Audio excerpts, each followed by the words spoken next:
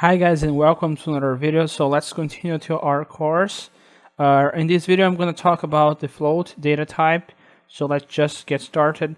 First of all, let's just get a notion of what a float number it is. Okay, so float numbers are numbers which has decimal values, for example, weights and something like that. So let's just get a number which it is very telling about float numbers. So I'm just going to start with pi, the pi number.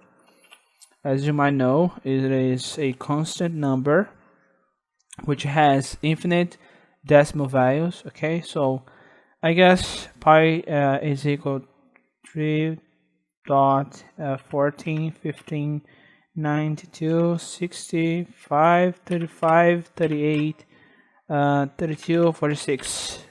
Maybe I'm wrong, but I don't know exactly. I'm just gonna go with this. Okay, so I'm gonna press enter, and then I'm gonna access this value. As you can see, I can store all this long number, okay, without a problem. So this is a float number.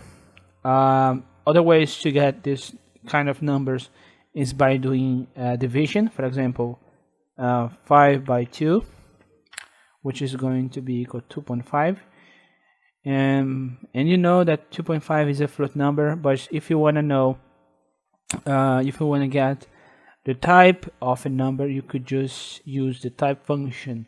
For example, if I use this type function in 5 divided by 2, close parenthesis and execute, I'm gonna get a class float. Okay, but if I do 4 divided by 2, also I'm gonna get a float number.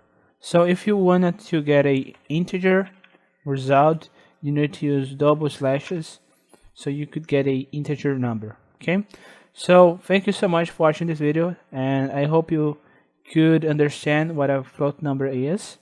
Remember that these numbers are very easy to tell because they have a point or a dot, and subsequently they have numbers before this dot or just a zero, which can be identified easily. Okay, so thanks again, and see you guys in the next videos.